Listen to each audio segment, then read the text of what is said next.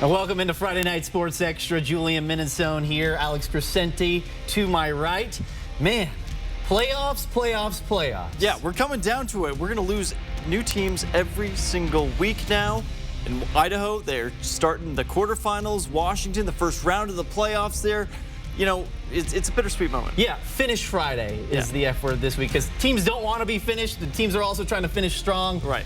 We had one team in Idaho that's looking to go the distance. Sydney Berger, we're going to bring her in. She's been covering the Idaho playoffs for us.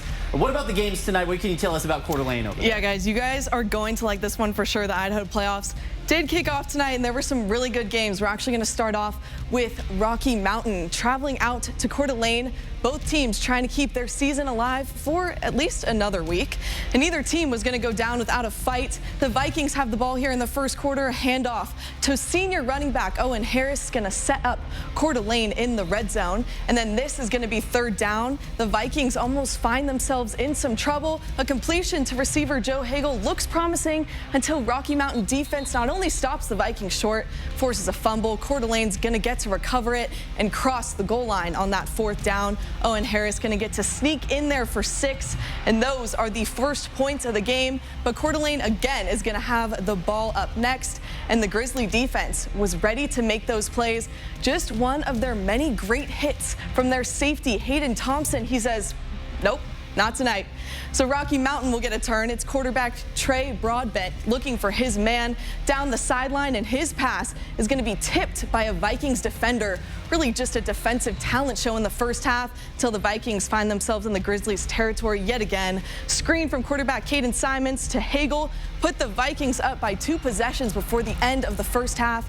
Coeur d'Alene just gets to keep going. The Vikings defeat the Grizzlies 24-8. They'll live to see another week. And then here's another playoff matchup on our radar tonight. Sandpoint season's going to come to an end after they fell to Pocatello at home. The final score for that game, 44-23.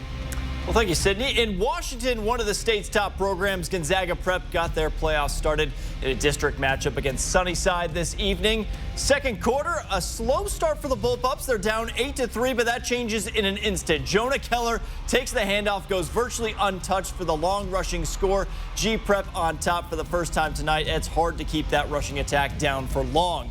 Ensuing drive for Sunnyside, they're going to have to punt away, but it's blocked. And the Bullpups are there to fall on top of it in great field territory there, deep in Bears territory. Offensive goes right back to work.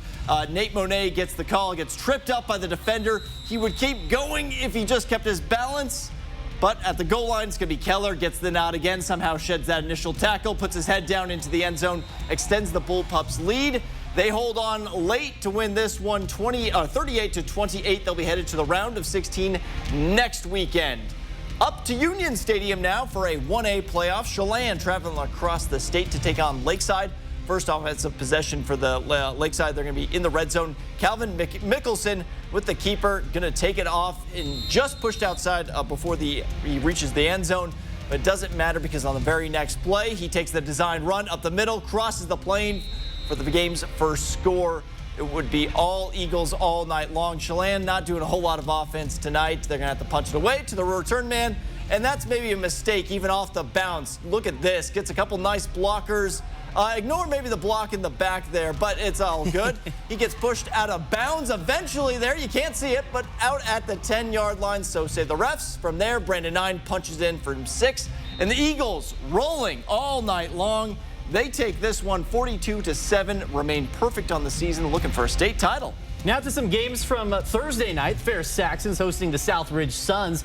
Ferris will start out with the ball here, and it was a wet one on Thursday out there at One Spokane Stadium. John Olson fumbles the snap. Southridge recovers, but Ferris will get the stop and get the ball back ultimately, and here they are trying to make something happen on the offensive side of the ball. Olson is going to make a nice play to escape the defense and some tackles. He's going to find his target for Reed Lawal, but Lawal has the ball stripped as Southridge takes over again. The Saxons, they had a ton of missed opportunities in this game. Ferris falls 26-7.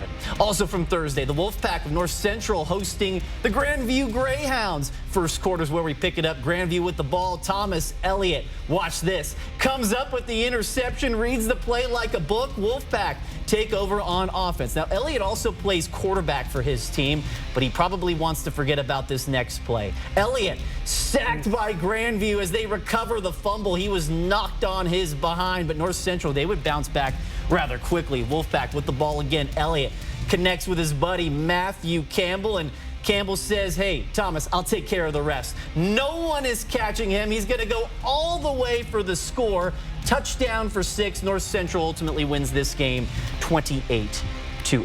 You know, those games were played at One Spokane across the street last night. We're not seeing a single game tonight for the first time in almost 2 months. Yeah, we were spoiled when that first opened. We had our stadium special, a bunch of great games, but there's going to be some more games there in high school seasons to come, that's for sure. On the other side of the break, we're going to have your top plays, and it's a first on top plays from this year in high school football. Stick around. Well, I promised it before the break, but this is a first that we've had on top plays this week. They're all coming from the same game, which is the first time. We're going to start with you, play number 3. I'll take the play 3 of the night. It goes to North Central's Thomas Elliott. Elliott comes out of nowhere to make the interception. A great defensive play for the Wolfpack. It's always good to get the points, but, you know, we need those key moments from the defense, and you'll see it there one more time. Thomas Elliott again, North Central is going to end up winning that game. Yeah, read the play like a book. Play number 2 comes from the same game, like we mentioned. Elliott's going to be dropping back, but oh, he is met by Alejandro Garcia Diaz. Huge hit there. Let's go see that again. That's the kind of hit that you are going to be feeling the next morning. Just completely blindside. Left tackle should be ashamed of himself there, but hey, huge hit for Alejandro.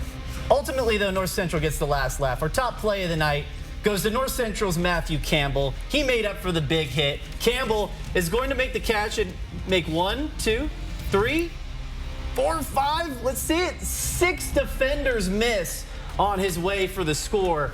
6 defenders miss on the way to 6 points for Matthew Campbell. Now, this was the big turning point in the game on Thursday night as North Central ultimately took down Grandview 28-8.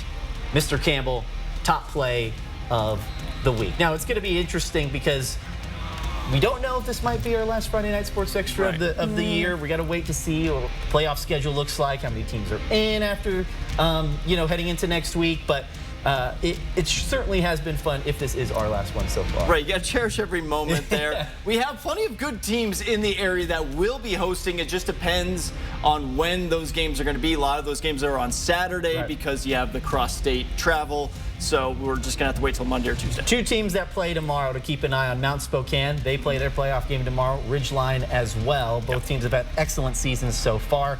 College football also big this week. Yes, Washington State, it's a must-win scenario at this point. If they lose here, bowl games in serious doubt with Colorado and UW looming there. So you got to get the win against Stanford. Defense has got to get it going. Offense looks like it's going, but 13-point favorites? I don't know. You have a prediction? And we're still questionable with the running back situation, I'm sure. So we say the offense is looking good, and then we kind of remember that piece of it. But I'm hoping WSU can pull it through. It'd be nice to see them go to a bowl game. There you go. Wishful thinking from 2 Cougs right here. 6 o'clock kickoff tomorrow. We'll be there, have coverage for you on 4 News Now. We're going to return right after the break. Stay with us.